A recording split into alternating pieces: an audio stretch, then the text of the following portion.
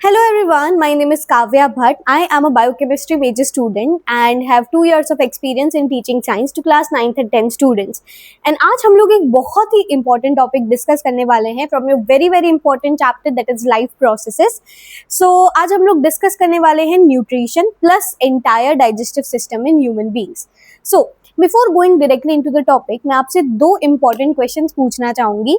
First question is कि हमारे parents हमसे ऐसा क्यों कहते हैं कि अच्छा हेल्दी खाना खाओ, जैसे कि रोटी, सब्जी, दाल, चावल.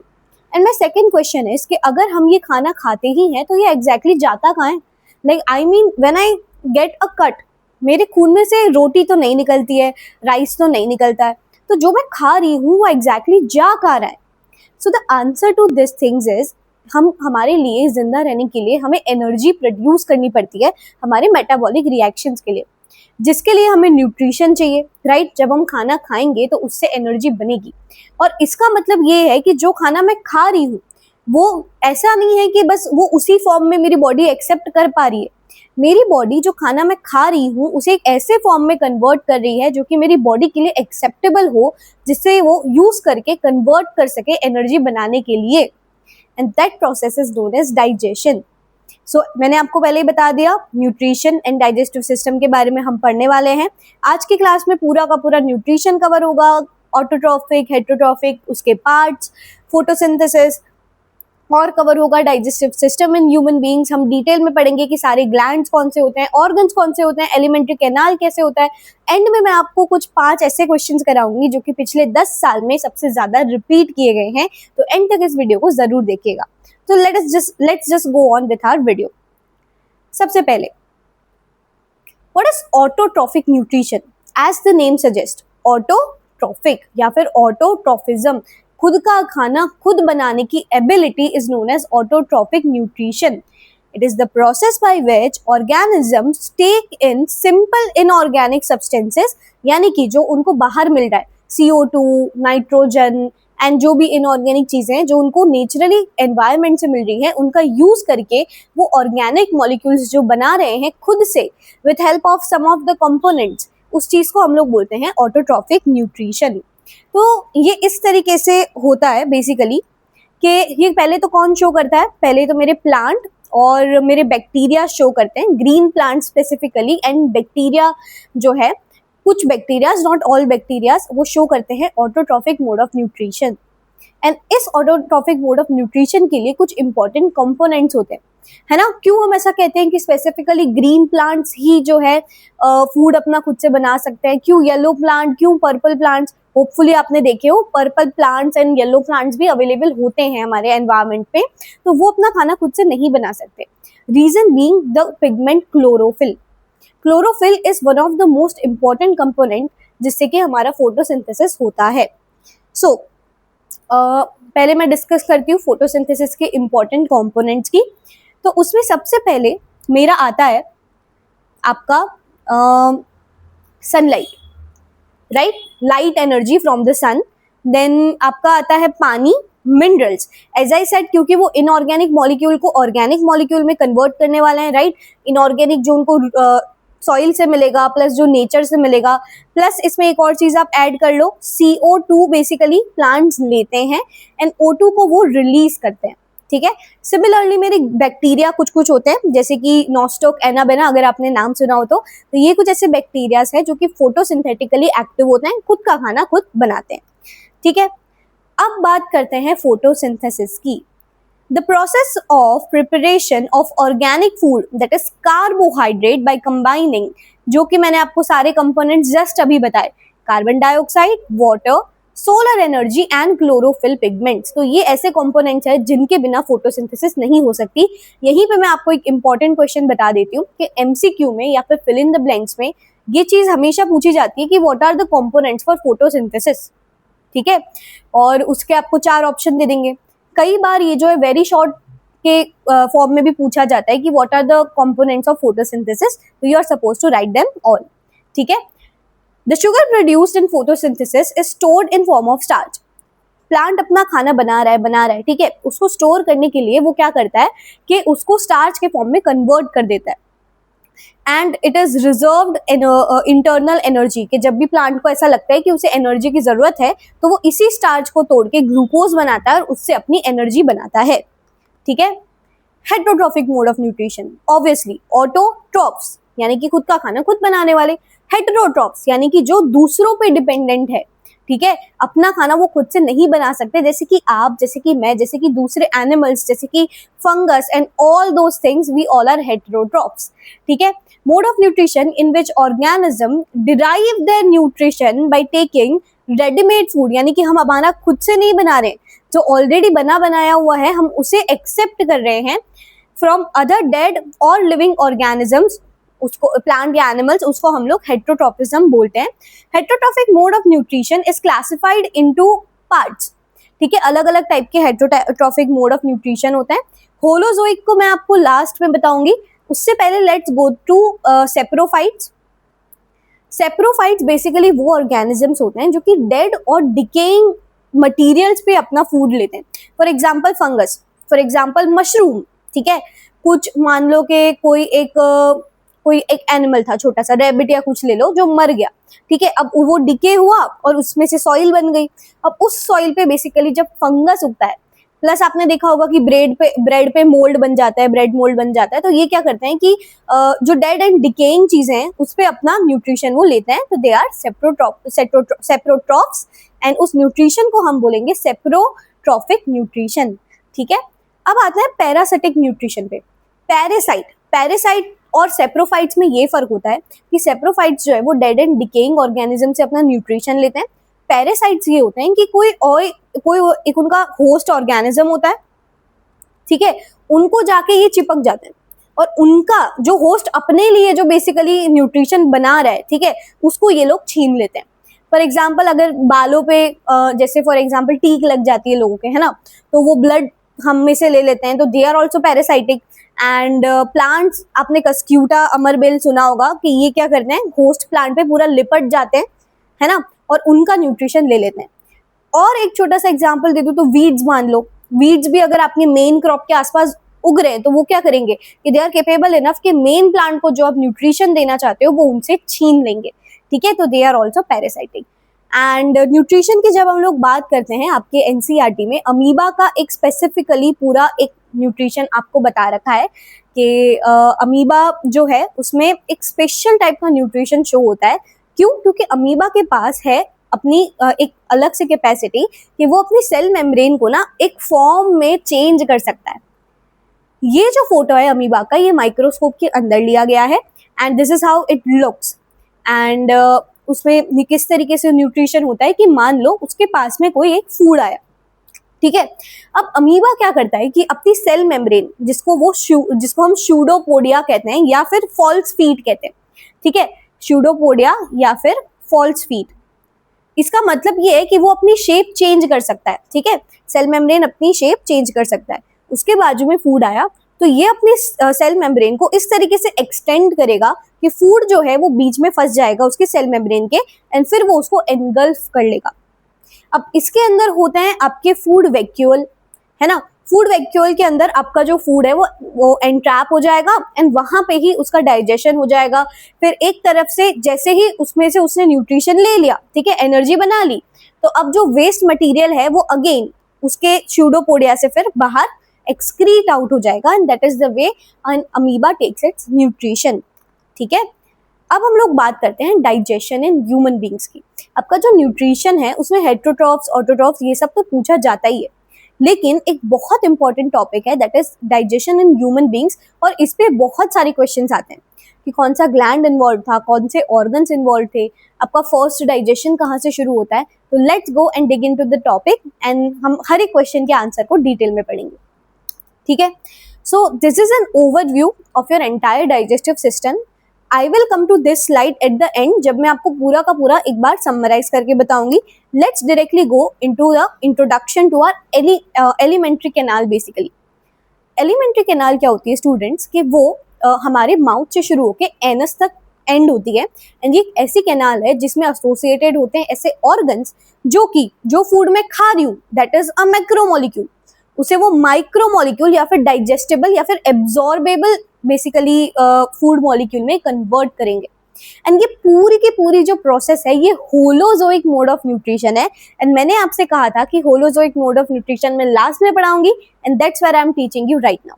ठीक है, होलोजोइक न्यूट्रिशन क्या होता है ना कि एक सिस्टमैटिक वे ऑफ न्यूट्रिशन है जो कि आपको एनिमल्स एंड हम खुद ह्यूमन बींग्स में देखने को मिलता है। होलोजोइक मोड ऑफ न्यूट्रिशन के कुछ पार्ट्स होते हैं। ठीक है, उसके क्या पार्ट्स होते हैं कि इंजेशन,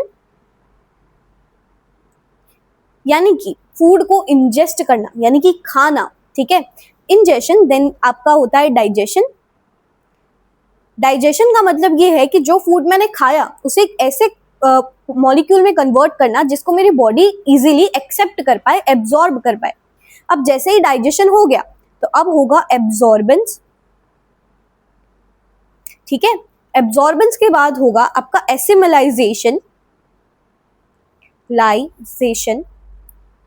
एसिमिलाइजेशन का क्या मतलब होता है कि जो फूड आपने खाया, जो एब्जॉर्ब हो गया आपकी बॉडी में, अब उसको आप काम पे लगा रहे हो अलग अलग मेटाबॉलिक एक्टिविटीज के लिए। ठीक है, जब पूरी मेटाबॉलिक एक्टिविटीज खत्म हो गई तो जो एक्स्ट्रा मटेरियल है मेरी बॉडी के लिए वो क्या हो जाएगा, एक्सक्रीट आउट हो जाएगा, जिसे हम लोग ईजेशन कहते हैं। सो this is your entire step of holozoic nutrition जो कि ह्यूमन बीइंग्स में देखने को मिलता है। अब ये सारी प्रोसेसेस हमारे अंदर कैसे होती है, लेट्स डिग इनटू दैट। ठीक है, सो एज आई सेड, शुरुआत होती है आपके माउथ से, है ना। माउथ में आपके पास होते हैं teeth, salivary glands and your tongue. सबसे पहले अगर टीथ की बात करूं तो ये क्या करेगा, क्रश करेगा और ग्राइंड करेगा मेरे फूड को। ठीक है, फिर होता है आपका saliva. We have total 3 into 2, that is 6 glands of saliva, the salivary glands basically, and जिसमें से saliva release होता है that is rich in salivary amylase। ये आपके डाइजेस्टिव सिस्टम का आई कैन से कि ये फर्स्ट आपका एंजाइम है जिसको मैं आपको इंट्रोड्यूस कर दी हूँ। अब ये सोच के देखो कि जैसे ही मेरा एंजाइम आया तो वर्क तो वहीं से शुरू हो गया, है ना। ये क्वेश्चन एमसीक्यू में बहुत बार पूछा जाता है स्टूडेंट्स कि आपका डाइजेशन एग्जैक्टली स्टार्ट कहाँ से होता है। एंड बहुत सारे बच्चे जो हैं ये गलती करते हैं और स्टमक लिख के आते हैं, ऑल्दो आपका जो डाइजेशन है वो आपके माउथ से ही शुरू हो जाता है। At the time you are putting a single piece of food in your mouth and उसके ऊपर तुरंत ही सलाइवा एक्ट करना स्टार्ट हो जाता है, सलाइवरी अमाइलेज एक्ट करना स्टार्ट हो जाता है एंड आपका डाइजेशन स्टार्ट हो जाता है। ठीक है, स्टार्च को बेसिकली माल्टोज में, स्टार्च इज अ पॉलीसैकेराइड जिसे हम लोग डाइसैकेराइड में कन्वर्ट कर रहे हैं। पॉली यानी कि लंबी चेन, यानी कि मैक्रो मॉलिक्यूल, बड़ा मॉलिक्यूल, है ना, उसे हम कन्वर्ट कर रहे हैं छोटे मॉलिक्यूल दैट इज माल्टोज में। और इसी माल्टोज को हम फर्दर डिवाइड कर सकते हैं आगे, है ना, ग्लूकोज तक ले जा सकते हैं, राइट, ग्लूकोज तक ले जा सकते हैं। ठीक है, सो इस तरीके से हम फर्दर डाइजेशन करते हैं। ठीक है, टंग, टंग क्या करता है, इसके दो काम है। एक तो ये है कि ये मिक्स कराता है मेरे फूड को सलाइवा, प्लस इसमें क्या होते हैं, टेस्ट बड्स होते हैं, है ना। And this is the biggest reason कि हमें करेला नहीं पसंद है, हमें पानी पूरी पसंद है, हमें कुछ मीठा खाना पसंद है ना। सो टंग के ऊपर टेस्ट बड्स होते हैं and it helps in mixing food with the saliva. Mouth के बाद हमारी आती है ओसोफेगस। ठीक है, कई जगहों पे इसको ईसोफेगस भी लिखा गया है बुक्स में और oesophagus, both of them are right. इसको हम फूड पाइप भी कहते हैं। अब ये जो फूड पाइप होती है ना, इसकी एक खुद की बहुत अच्छी एबिलिटी है कि ये एक पेरिस्टाल्टिक मूवमेंट शो करती है।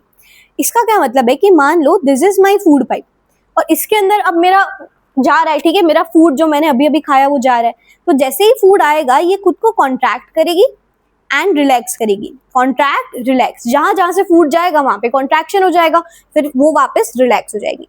तो इससे ना फायदा क्या होता है, ये मस्कुलर मूवमेंट है बेसिकली, एंड इससे फायदा क्या होता है कि मेरा जो फूड है वो आसानी से मैं एनगल्फ कर पाती हूँ। ठीक है, सो दिस इज इट। एक और चीज मैं आपको साथ साथ में बता देती हूँ, हमारे पास फूड पाइप है और उसके साथ ही हमारे बाजू में चल रही है, चलो यहाँ बना देती हूँ, यहाँ पे मेरी विंड पाइप होगी, है ना, फूड पाइप के बाजू में ही मेरी विंड पाइप होगी। तो जब मैं कुछ खा रही होती हूँ ना, तो इसके ऊपर एक तरीके का एक मैं कह सकती हूँ फ्लैप आ जाता है, जिसको हम लोग कहते हैं एपिग्लॉटिस।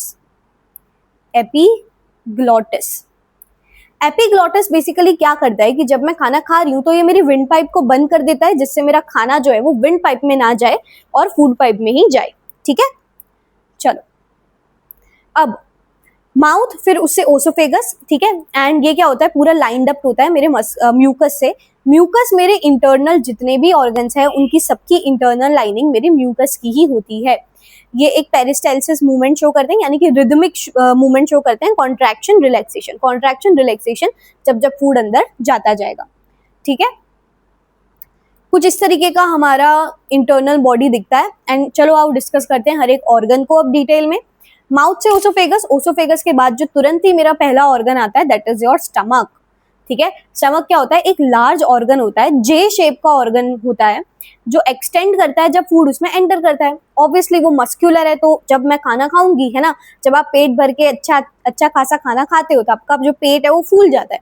क्यों ऐसा होता है, बिकॉज वो मस्क्यूलर है ना, उसकी मस्क्यूलर वॉल है, तो वो जगह बनाता है फूड के लिए। ये क्या करता है, mixing of food with digestive juices, ठीक है। तो अब इसमें क्या क्या एंजाइम्स हैं, किस तरीके से इसमें डाइजेशन होता है, चलो आओ देखते हैं, ठीक है। ओके, गैस्ट्रिक ग्लैंड जो है ये प्रेजेंट होता है मेरे वॉल्स ऑफ स्टमक में, जो 3 तरीके की चीजें रिलीज कर पाता है, that is HCl, pepsin and mucus. HCl क्यों चाहिए पहले ये समझो। जब मैंने फूड खाया उसमें प्रोटीन होगा, राइट। अब प्रोटीन को डाइजेस्ट करने के लिए मुझे एक एंजाइम चाहिए जो होता है आपका पेप्सिन। बट प्रॉब्लम ये है कि आपका जो पेप्सिन है वो पेप्सिनोजन के फॉर्म में प्रेजेंट होता है, पेप्सिनोजन, ठीक है, जो कि इनएक्टिव फॉर्म है। अब इसको मुझे एक्टिवेट करने के लिए एसिडिक मीडियम प्रोवाइड करना पड़ता है, इसीलिए मेरा HCl रिलीज होता है जो कि हेल्प करता है मेरे एक्टिवेशन ऑफ पेप्सिन में।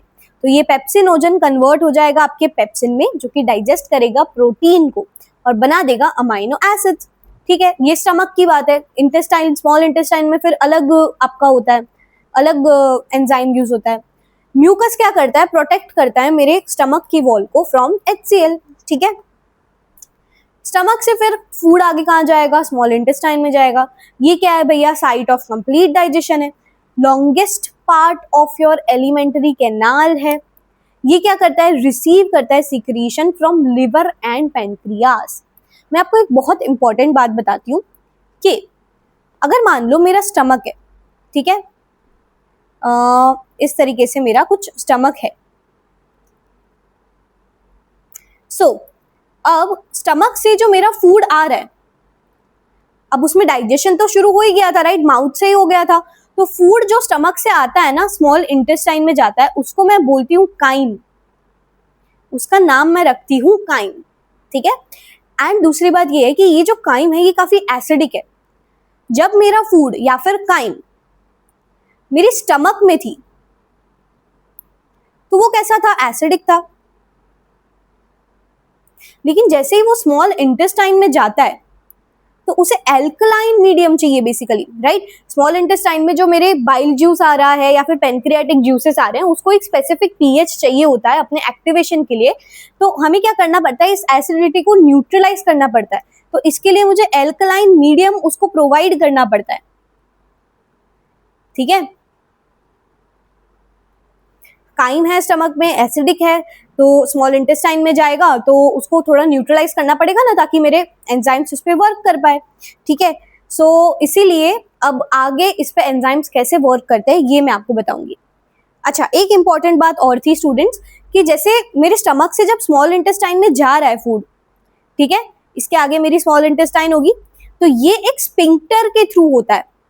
ये जो पूरी प्रोसेस है स्टमक से स्मॉल इंटेस्टाइन में फूड जाने की, ये एक स्पिंक्टर की तरह वजह से होता है, जो उसको गाइड करता है फूड को कि तुझे इस डायरेक्शन में जाना है। तो स्पिंक्टर का नाम होता है आपका गैस्ट्रो इंटेस्टाइनल स्पिंक्टर, ठीक है। ये आपके स्टमक से आपके स्मॉल इंटेस्टाइन में फूड को गाइड करेगा। अब ये जो मैंने आपको जस्ट अभी बताया, नोट के the food coming from stomach is acidic which needs to be converted into alkaline pH for pancreatic enzymes to work। जैसे मुझे स्टमक में पेप्सिन को वर्क कराने के लिए एसिडिक नेचर चाहिए था, एसिडिक पीएच चाहिए था, तो अब मुझे पीएच बढ़ाना पड़ेगा ना, एल्कलाइन करना पड़ेगा, ताकि मेरे पेनक्रियाज के जो एंजाइम्स है वो स्पेसिफिकली वर्क कर पाए, ठीक है। सो ये होता कैसे है,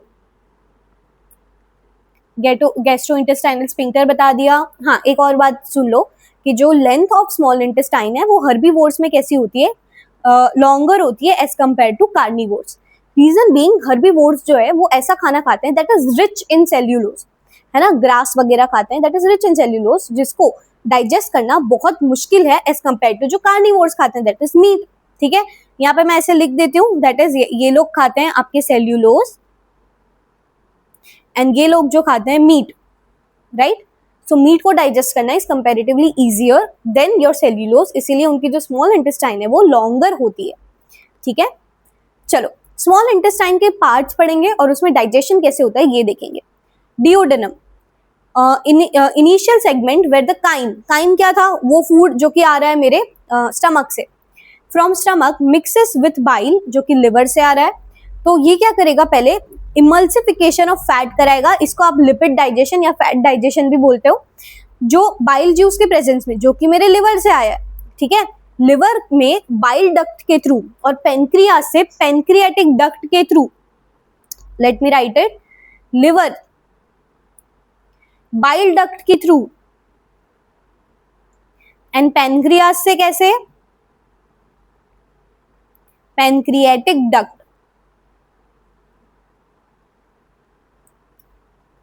उनके सिक्रीशंस आते हैं स्मॉल इंटेस्टाइन में एंड हेल्प करते हैं डाइजेशन में। ठीक है, सो इमल्सिफिकेशन ऑफ फैट्स भी पूछा जा सकता है या फिर डाइजेशन ऑफ लिपिड्स, दोनों तरीके से आपको पूछ सकते हैं।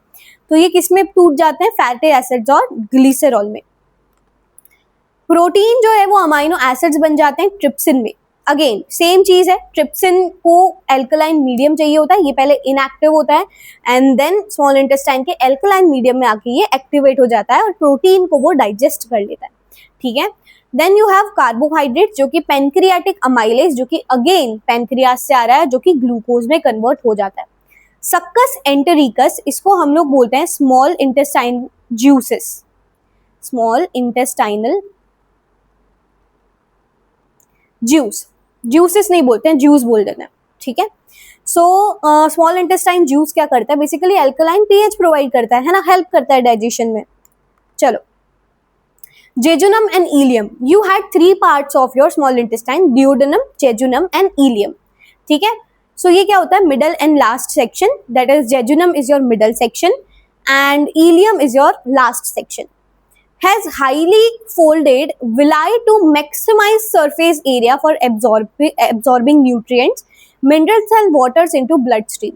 अब हम लोग जो कुछ भी खा रहे हैं ना, उसमें से मुझे तो एनर्जी बनानी है, तो मुझे मिनरल्स चाहिए, इलेक्ट्रोलाइट्स चाहिए, मुझे फैटी एसिड्स चाहिए, मुझे अमाइनो एसिड्स चाहिए, मुझे मेरे बॉडी का मेटाबॉलिज्म करना है। ठीक है, तो इस प्रोसेस को हम लोग एब्जॉर्प्शन कहते हैं। ठीक है, देख लो, पहले मैंने आपको जितने स्टेप्स बताए थे वो सारे क्लियर किए।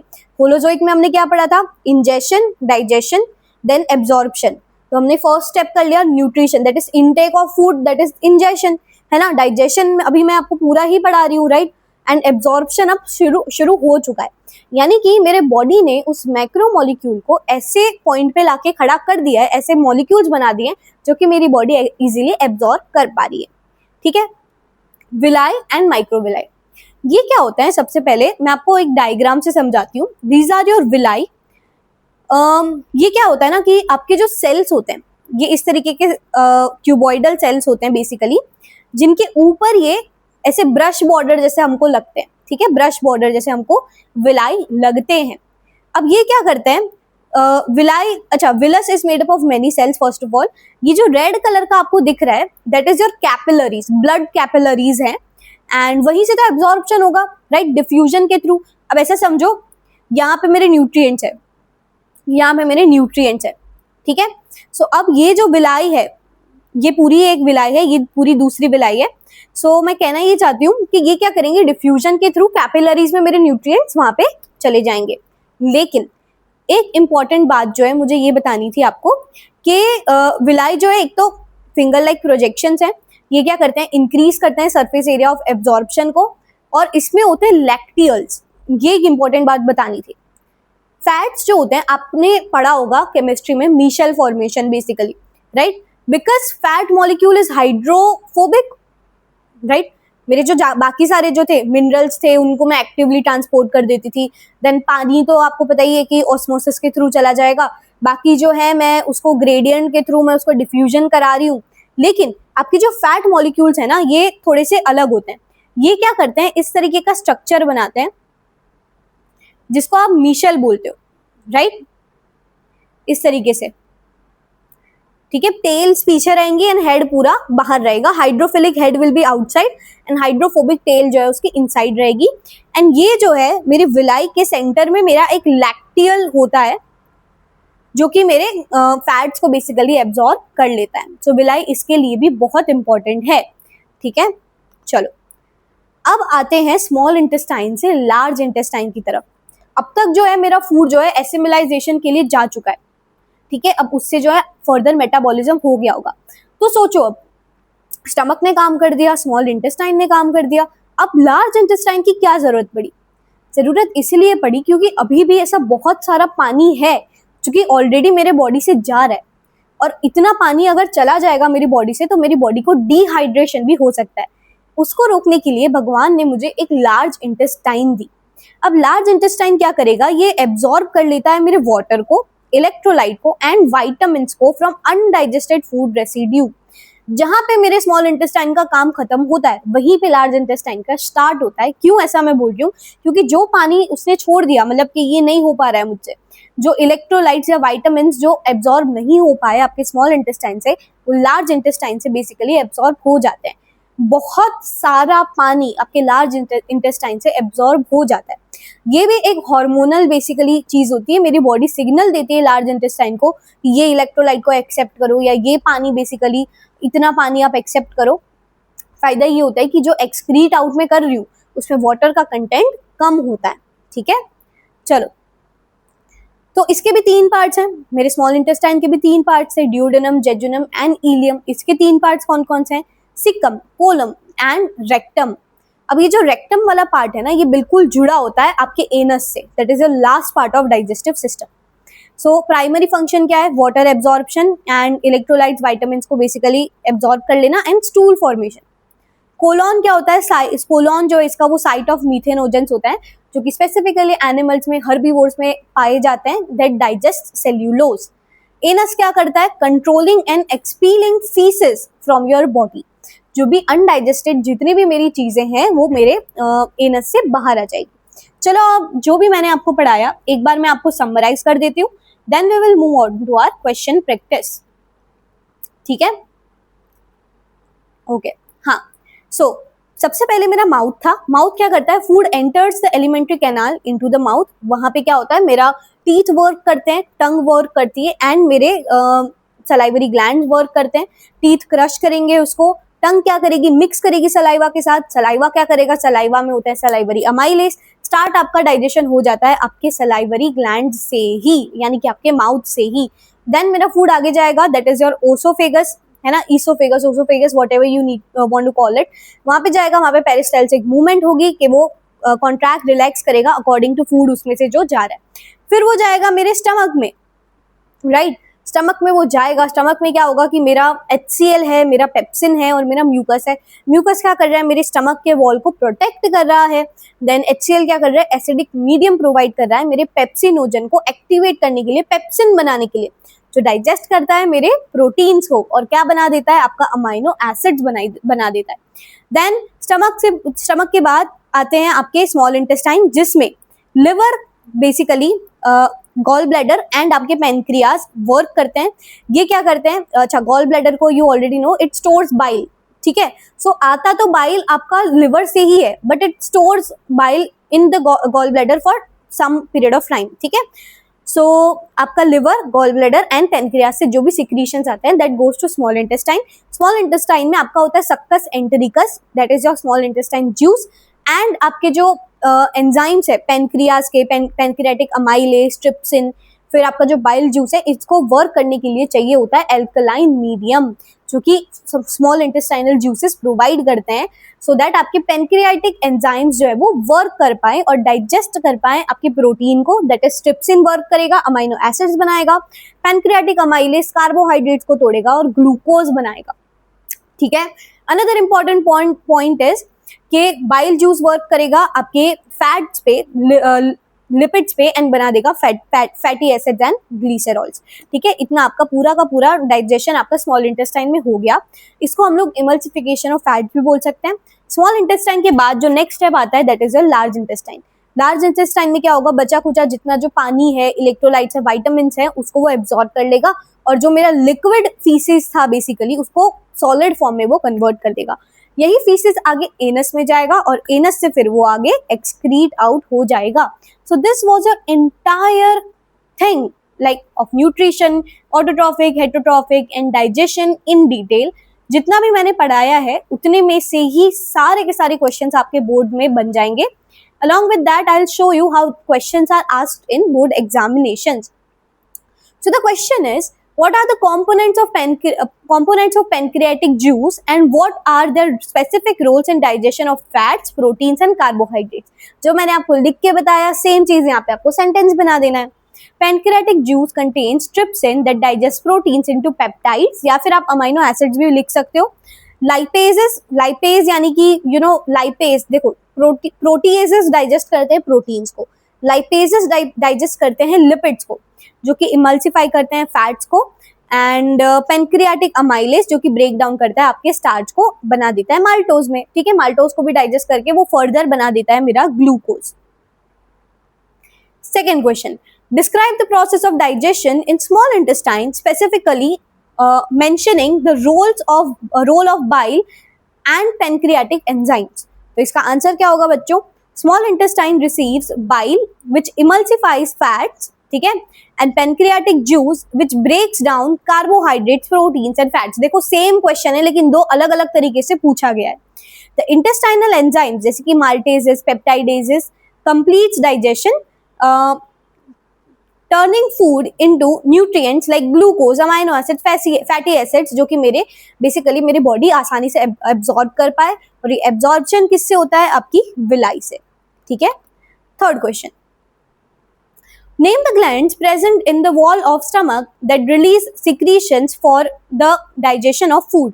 Right the three components of secretion that are released by these glands. Stomach's muscular होते हैं, पहले तो उसकी वॉल मस्क्यूलर होती है एंड उसमें गैस्ट्रिक ग्लैंड्स पाए जाते हैं। The gland secrete gastric juices जो कंटेन करता है आपका dilute HCl, mucus and protein digestive enzyme that is आपका पेप्सिन। रेनिन जो है ये आपका नहीं होता, ये एडल्ट्स में नहीं पाया जाता है। रेनिन जो है आपका सिर्फ बच्चों में पाया जाता है जो कि मिल्क डाइजेशन के लिए स्पेसिफिकली होता है। ठीक है, how does small intestine absorb digested food, मैंने आपको बताया था पूरा डिटेल में, राइट, कि विलाई के थ्रू ये करता है। The innermost layer of small intestine contains finger like projections called as villi. आपको ये बात ध्यान रखनी है, whenever you are defining a villi you need to mention that they are finger like projections which increases the surface area for absorption. These villi also comprise of blood capillaries जिसमें से आपका absorption होता है, और इसमें lacteals भी होते हैं जो कि आपका fat digestion करते हैं। So I hope you like the entire video and thank you so much.